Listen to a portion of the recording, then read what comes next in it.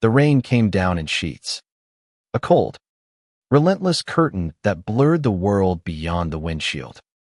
Ethan Caldwell gripped the steering wheel of his beat-up Chevy, heart pounding like a drum in his chest.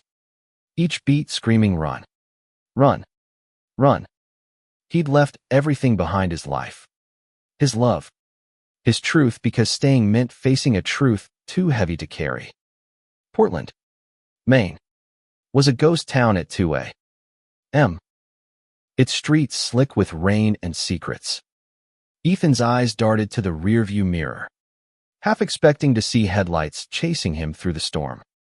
He'd fled Boston 3 hours ago, the city where he'd built a fragile life with Marcus Kane, the man who'd claimed his heart and then shattered it with a single, devastating revelation. Marcus wasn't just the brooding, magnetic chef who'd swept Ethan off his feet at a crowded farmer's market. He was something more, something primal. Something Ethan couldn't name, but felt in his bones every time Marcus looked at him. And now, Ethan was running from the life growing inside him. A life he hadn't chosen but couldn't ignore. The road twisted along the coast, the Atlantic roaring to his right, a beast as restless as his thoughts. He'd found out 2 weeks ago, in a sterile clinic with a doctor who didn't meet his eyes. "You're pregnant," she'd said, as if it were a weather report. Pregnant. A word that didn't belong in Ethan's world. Not as a trans man who'd fought for every inch of his identity. He'd laughed at first. A bitter, broken sound. Because how could this be real? But the truth had settled like a stone in his gut. Marcus, with his stormy eyes and unshakable presence, had changed him in ways Ethan couldn't comprehend. And their child was a secret Ethan couldn't keep. Not when Marcus's world was built on dominance and control. He pulled into a gas station, the neon sign flickering like a dying star. His hands shook as he fumbled for his phone, the screen lighting up with missed calls. Marcus. Marcus. Marcus. Each one felt like a fist against his ribcage. He powered it off, tossing it into the passenger seat. "I'm sorry," he whispered, though he didn't know who he was apologizing to. Baby. Marcus. Or himself. He'd left a note on the kitchen counter. 3 sentences scrawled in haste. "I can't do this. Don't come after me. I'm not yours anymore." But even as he wrote them, he knew Marcus would never let go. Not when their bond was something deeper than love. Something that felt like fate carved into their souls. Ethan stepped out into the rain, letting it soak through his hoodie. The cold was a shock, grounding him for a moment. He needed a plan, a place to disappear. He'd heard of a shelter in Bar Harbor, a quiet town where nobody asked questions. It was a start. But as he filled the tank, a low rumble shook the air. Not thunder, not the sea, but something alive, something angry. He froze, his breath catching as the sky above cracked open, lightning splintering like shattered glass. For a moment, he swore he saw Marcus's face in the storm, his eyes burning with a rage that could tear the world apart. Back in Boston, Marcus Kane was a man on fire. He stood in their shared apartment, the note crumpled in his fist, the scent of Ethan still lingering in the air. Wood and fear. He'd known Ethan was scared, had felt it in the way Ethan's hands trembled when they touched, in the way his laughter had grown hollow over the past month. But this, running, it was a betrayal that cut deeper than any knife. Marcus's blood thrummed with something ancient, something that made the walls of the apartment feel too small, too fragile. He was an alpha, not just in name, but in essence a leader, a protector, a force of nature. And Ethan was his mate, the one person who made his world make sense. He'd sensed the change in Ethan before Ethan had. The way his scent had softened, the way his body seemed to hum with new life. Marcus had known, deep down, what it meant. He'd wanted to tell Ethan, to explain what their bond could create. But Ethan had always shied away from talk of the future. And now, Marcus stood in the wreckage of their life. The truth screaming in his veins.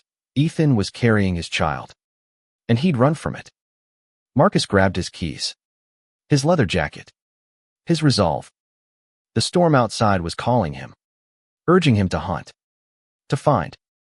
He didn't care about the rain or the distance or the walls Ethan had built. He'd tear them all down.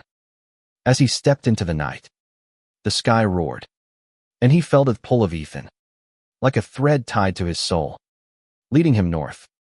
He'd find him. He'd make him understand, even if it meant breaking the world to do it. Ethan reached Bar Harbor by dawn, the storm still raging but quieter now, as if catching its breath. The shelter was a small, weathered house tucked behind a church, its windows glowing with warmth. A woman named Clara welcomed him, her eyes kind but sharp, seeing more than Ethan wanted to show. "You're safe here," she said, handing him a mug of tea. He nodded, but safety felt like a lie. Not when Marcus was out there, a force as unstoppable as the tide. He spent the day settling in, his body heavy with exhaustion but his mind racing. The other residents were a mix of runaways and lost souls, each with their own ghosts. Ethan kept to himself, avoiding their curious glances. He touched his stomach, a habit he hadn't realized he'd formed, and wondered what kind of life he could give this child. A life on the run. A life without Marcus. The thought made his chest ache, because despite everything, he loved Marcus, loved him with a fierceness that scared him. But love wasn't enough. Not when Marcus's world demanded things Ethan couldn't give. That night, he dreamed of storms, of Marcus standing on a cliff, his voice a low growl that shook the earth. "You can't run from me," he said, his eyes glowing like embers. Ethan woke with a start, his heart pounding. The room too small, too quiet. He slipped outside, needing air, needing space. The ocean was a black mirror under the moon, and he stood at the edge of the shelter's yard, staring out at it. That's when he felt Ida's presence, heavy and familiar, like a hand on his shoulder. "Ethan." Marcus's voice was a blade, cutting through the night. Ethan spun, his breath catching. Marcus stood there, soaked to the bone, his dark hair plastered to his face, his eyes wild with something that wasn't just anger but pain. "Why?" he asked, and that one word carried the weight of everything they'd built and broken. Ethan took a step back, his heels brushing the grass. "I had to," he said, his voice shaking. "You don't understand what this is, what it means." "I understand everything," Marcus said, stepping closer, his presence overwhelming. "You're mine. That child is mine. And you think you can just disappear?" The air crackled between them, electric and dangerous. Ethan wanted to run again, but his feet wouldn't move. Marcus was too close, too real, and the truth was spilling out of Ethan like blood from a wound. "I'm scared," he admitted, his voice barely above a whisper. "I'm scared of you, of this, of what I'm becoming." Marcus's face softened, just for a moment, and Ethan saw the man he'd fallen for, the one who'd cooked him breakfast on lazy Sundays, who'd kissed him under the stars and promised forever. But then the storm in Marcus's eyes returned, and Ethan knew this wasn't over. Not by a long shot. The wind howled around them, a chorus of fury that matched the storm in Marcus's eyes. Ethan's pulse raced, his body caught between the urge to flee and the pull to stay, to face the man who'd unraveled his world. Marcus took another step forward, closing the distance, his breath visible in the cold night air.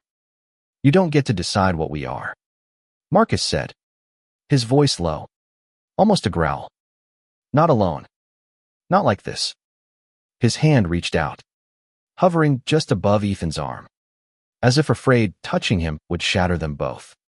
Ethan flinched anyway, the weight of Marcus's presence too much.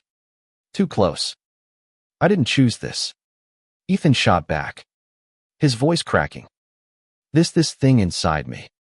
This life you put there without asking. You think I wanted to run. You think I wanted to leave everything. His hands balled into fists, the cold biting his knuckles. You're not just a man, Marcus. You're something else. And I can't live in your world. Marcus's jaw tightened, his eyes narrowing. My world, he said, the words sharp enough to cut. You think I chose this either? This bond, this need for you, it's not something I control. It's who I am. And you, he stopped, his voice breaking. And for the first time, Ethan saw the cracks in Marcus's armor, the raw vulnerability beneath the alpha's fire. You're everything to me, Ethan. You and that child. Ethan's throat tightened, tears stinging his eyes. He wanted to believe Marcus, wanted to fall into the safety of his arms and pretend the world wasn't splintering around them. But the truth was a wall between them, built of fear and secrets. You never told me, Ethan said, his voice barely audible over the wind. You knew what you were, what this could mean, and you never told me. Marcus's hand dropped, his shoulders slumping. I was going to, he said. I swear. I was. But every time I tried, you pulled away. You were already scared. Ethan, I didn't want to lose you. You lost me anyway, Ethan whispered, and the words felt like a blade in his own chest. The silence that followed was heavier than the storm. Marcus stared at him, his eyes searching, pleading. But Ethan couldn't meet them. He turned away, facing the ocean, its waves crashing like the chaos in his heart. He didn't know how to fix this, didn't know if it could be fixed. All he knew was the weight of the life inside him, the child that tied him to Marcus in ways he couldn't escape. Clara found him the next morning, sitting on the shelter's porch, staring at the horizon where the storm had finally broken. The sky was clear now, a pale blue that felt like a lie after the night's turmoil. He's still here, she said, nodding toward the edge of the property where Marcus leaned against his truck, his eyes fixed on the house. He hasn't moved since last night. Ethan's stomach twisted. He'd expected Marcus to leave, to give up. But that wasn't Marcus. Not the man who'd chased him across state lines, who'd faced a storm to find him. What do I do? Ethan asked, his voice small. Clara sat beside him, her hands folded in her lap. You don't have to decide today, she said. But running won't make it go away. Whatever he is, whatever you are to each other, it's bigger than fear. Ethan nodded, but her words didn't ease the ache in his chest. He spent the day avoiding Marcus, helping Clara in the kitchen, listening to the stories of the other residents. There was Jamie, a non-binary teen who'd fled a family that didn't understand them. Rosa, a woman escaping an abusive partner. And Leo, a quiet man who carried his grief like a shadow. Their stories grounded Ethan, reminded him why he'd come here to find a place where he could breathe, where he could figure out who he was beyond Marcus's shadow. But Marcus was still there, a constant presence at the edge of his vision. By evening, Ethan couldn't ignore him anymore. He walked out to the truck, his heart pounding, and stopped a few feet away. Marcus looked up, his face etched with exhaustion, but still fierce. Still beautiful. I need time, Ethan said, his voice steady despite the storm inside him. I need to understand what this is, what we are. I can't just go back. Marcus nodded, his eyes softening. I'll give you time, he said, but I'm not leaving. Not until you tell me to go. Ethan wanted to tell him to leave, to make this easier, but the words wouldn't come. Instead, he turned and walked back to the shelter, his heart a battlefield of love and fear. Over the next few days, Marcus kept his distance but stayed close. a paradox that drove Ethan mad. He'd see him in town, buying coffee at the diner or sitting on the cliffs, watching the sea. Marcus didn't push, didn't demand, but his presence was a reminder of everything Ethan was trying to escape and everything he couldn't let go. One night, Ethan found a letter slipped under his door. The handwriting was Marcus's, sharp and deliberate. "I'm not the man you think I am," it began. "I'm not perfect, and I've made mistakes. But I love you, Ethan, and I'll wait as long as it takes." The letter went on, explaining what Marcus weighs an alpha, part of a lineage tied to instincts and bonds that defied human logic. He wrote about the child, about how their bond had created something miraculous, something he'd never thought possible. He didn't ask for forgiveness, only for a chance.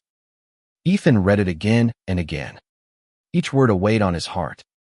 He didn't know if he could trust Marcus, didn't know if he could trust himself. But the letter was a crack in the wall he'd built, a glimpse of the man he'd loved before everything had changed. The days in Bar Harbor blurred into a rhythm of survival. Ethan helped Clara with chores, taught Jamie how to bake bread, listened to Rose's stories of her childhood in Puerto Rico. The shelter was a sanctuary, but it couldn't shield him from the truth growing inside him. Every morning, he felt the child more keenly aflutter, a warmth, a reminder that he was no longer just himself. And every evening, he saw Marcus's truck parked at the edge of the property, a silent promise that he wasn't alone. He hadn't responded to the letter. Not yet. But it lived in his pocket, folded and worn from being touched too many times. Marcus's words had stirred something in him, hope. Maybe. Or something more dangerous. He wanted to believe in the love Marcus wrote about. But trust was a fragile thing, and Ethan's had been broken too many times. One afternoon, Clara sent him to the market for supplies. The air was crisp, the town alive with tourists and locals preparing for the fall festival. Ethan was halfway through the produce aisle when he felt Ida prickle at the back of his neck, like he was being watched. He turned, expecting Marcus, but instead saw a stranger, a tall man with sharp features and eyes that seemed to see too much. The man smiled, but it didn't reach his eyes. "You're Ethan," the man said, his voice smooth, almost too smooth. "I've heard about you." Ethan's stomach dropped. "Who are you?" he asked, gripping the basket tighter. "Name's Victor," the man said, stepping closer. "A friend of Marcus's. Or, well, used to be."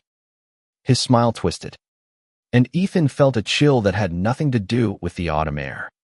"He's been looking for you." Caused quite a stir back in Boston. Ethan's heart raced. "What do you want?" Victor leaned in, his voice dropping to a whisper. "Just a warning.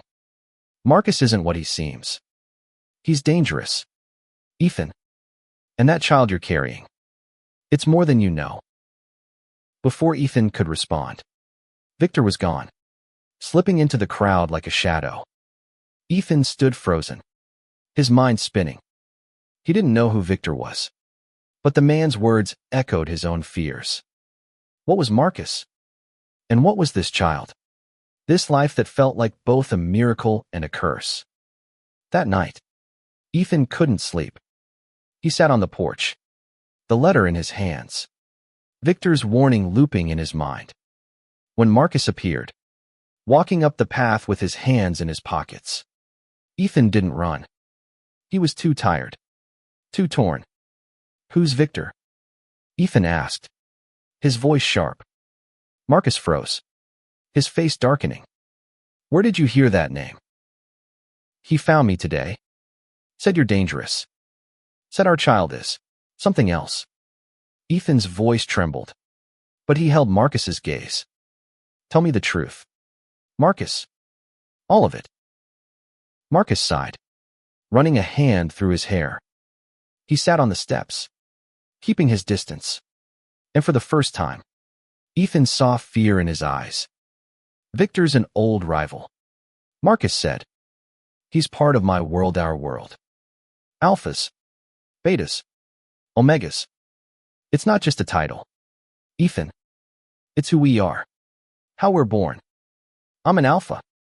And you? He hesitated, his voice softening. You're my omega? The one I'm meant to protect. To love. Ethan's breath caught. Omega. What does that even mean? It means you're rare. Marcus said. It means our bond is stronger than anything I've ever known. It means that child is a gift. Ethan. A bridge between us. But it also means there are people like Victor who see it as a threat. A threat. Ethan's voice rose. Anger flaring. Why? Because I'm trans.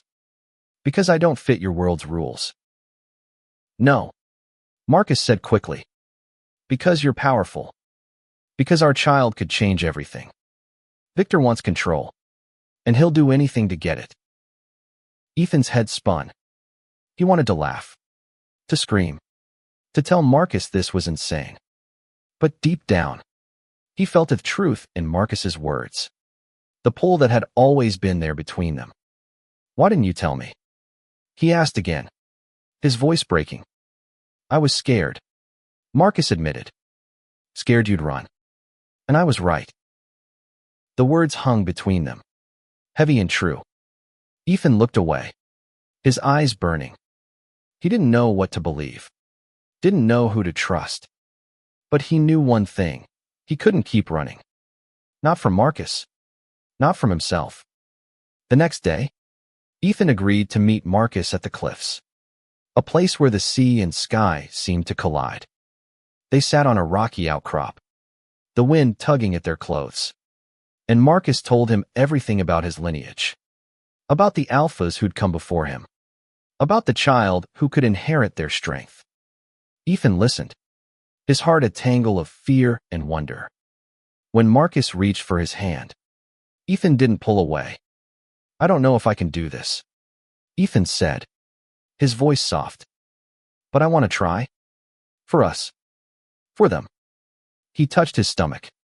A small, tentative gesture. Marcus's eyes lit up, hope breaking through the storm. We'll do it together, he said. I promise. The weeks that followed were a fragile dance of trust. Ethan stayed at the shelter. But Marcus was a constant now.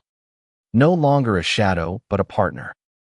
They talked for hours, sometimes arguing, sometimes laughing, rebuilding what had been broken. Ethan began to understand the world Marcus came from, not just the strength of an alpha, but the weight of it. The responsibility that had shaped him into the man who'd chased a storm to find him. But Victor's shadow lingered. Ethan felt it in the way the air seemed to shift sometimes, like someone was watching from just out of sight. Marcus sensed it too, his eyes scanning the horizon whenever they were together. He won't touch you, Marcus said one night, his voice fierce. I swear it. Ethan wanted to believe him. But fear was a stubborn thing. He was changing, his body a map of new curves and aches, a reminder of the life they'd created. Clara noticed, offering quiet support, teaching him how to listen to his body, how to find strength in vulnerability. The other residents became his family, their stories weaving into his own. Jamie drew sketches of the sea. Rosa sang old songs. And Leo shared his books. Each page a reminder that survival was a kind of victory. One evening, as the sun dipped below the cliffs, Ethan and Marcus walked along the shore. The air was cool, the waves gentle now, a stark contrast to the storm that had brought them here. Marcus stopped, turning to face Ethan, his eyes soft but intense. I love you, he said, the words simple but heavy. Not because of what you are, or what our child will be. Because of you, Ethan. The way you fight, the way you love, the way you make me want to be better. Ethan's heart ached, but this time it was a good ache, one that felt like healing. I love you too, he said, the words a release, a promise. but I'm still scared. Marcus nodded, his hand finding Ethan's. We'll be scared together. That night, the storm came back not in the sky, but in the form of Victor. He appeared at the shelter, his presence like a blade in the dark. Ethan was alone, sorting laundry, when Victor stepped through the door, his smile cold and predatory. You should have kept running, Victor said, his voice low. Marcus can't protect you forever. Ethan's blood ran cold, but he stood his ground, his hand instinctively shielding his stomach. Get out, he said, his voice steady despite the fear clawing at him. Victor laughed, stepping closer. You think you're special. You're just a vessel. Ethan, that child belongs to us.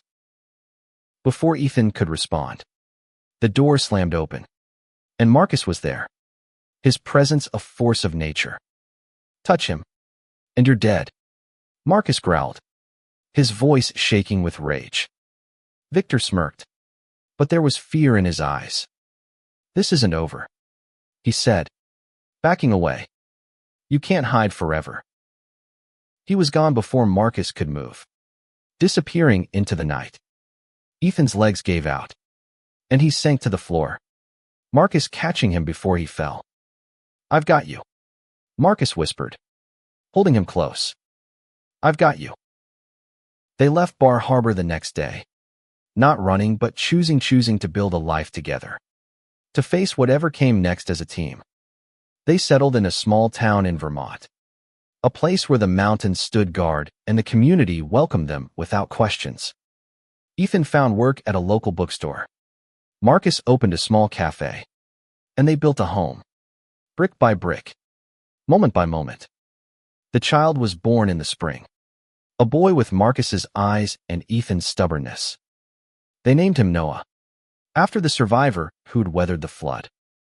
Holding him, Ethan felt the weight of everything they'd fought for, the fear, the love, the storms that had tried to tear them apart. Marcus stood beside him, his hand warm on Ethan's shoulder. And for the first time, Ethan felt whole. Victor never returned, but Ethan knew he was out there, a shadow waiting for its moment. But he also knew they were ready together. They were unstoppable. The sky could crack, the storms could rage, but their love was stronger, a beacon in the dark. As Noah grew, Ethan and Marcus taught him about courage, about love, about the strength that comes from embracing who you are. They weren't perfect, but they were honest, and that was enough. The storms would come again, Ethan knew that, but they'd face them together. A family forged in fire and rain, unbreakable in the face of any tempest.